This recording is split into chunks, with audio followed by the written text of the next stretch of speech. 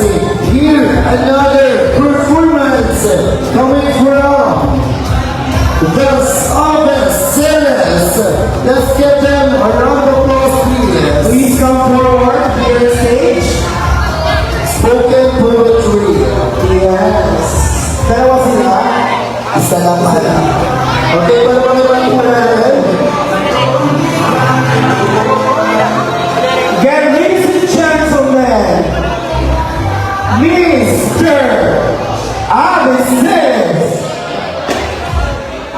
Pero paano naman natin niya?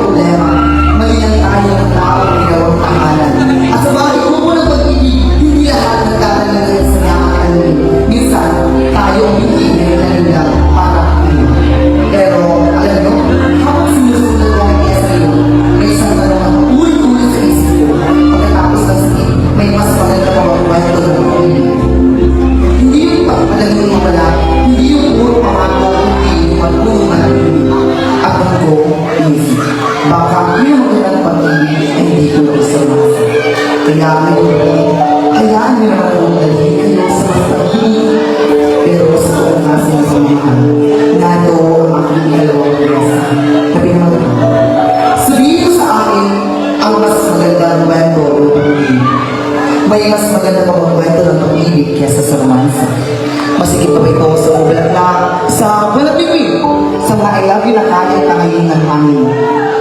Sabihin mo sa akin ang pinakamagandang ng pag-ibig, hindi yung magbulaklak, hindi yung walang bibig, hindi yung pagkakaayami na kahit tangayin ng hangin. Sabihin mo sa akin ang pag-ibig na nananatili kahit wala na bibig. Yung pag-ibig ng isang ina, na kahit pagod lamang may patuloy pa na nagluluto, nagdarasal na sanay, maging maayos ang iyong bukas. Yung pag-ibig ng isa pa, na hindi sa limang sabi ng gabi, pero ang pinaka ay pumas na mahal na mahal. Sabihin mo sa akin ang pag-ibig na kaibigan ng humans, kahit kita ang pinakapahay ng ugali, yung hindi ka iwas sa inalo ng kamali, pagpus, kinawakan, at sabay ka bumamang. Sabihin mo sa akin ang pag-ibig na hindi kailangan ng digital, hindi kailangan ng anniversary, hindi kailangan ng patuloy sa social media, dahil sa paglaang ng sensya. At hindi sa lahat, sabihin mo sa akin ang pag-ibig sa sarili, yung kahit maraming nasasabi, huwag ka na mangarap, pinili mo umiwan. Pinili mo mahalin ang sarili mo kahit may ulang, sugat, may ito. Dahil tuloy na pag-ibig ay hindi na romantiko. Hindi na ito ako na kamay sa ilalim ng ulan. Minsan, ito ay sakripisyo. Pananatili, pagpili sa araw-araw, kaya pumili sa akin ang mas magandang na pag-ibig. Hindi ko pwede ito ang prinsipe at prinsesa. Ikikwento ko kung ang pinili mahal ko walang palagpak, ay walang sera, ay walang pala. Sabihin mo sa akin ang mas magandang kwento ng pag-ibig. At sasabihin ko sa iyo, nasa paligid mo rin. Sa pamilya, sa kaibigan mo, sa sarili mo. At doon mas totoo, mas matatag, mas malalim. At kung may iwan na naman sa iyo lahat ngayon, sana ito ay at sa puso ng bawat kaibigan. Ang pinakamagandang kwento ng pag-ibig ay hindi natin lumasa. Hindi ang pag-ibig na marunungan ng mundo. Bago ako tuloy na bumabak sa iyong paglalaro, may iiwan mo na akong tanong sa inyo. Sa lahat.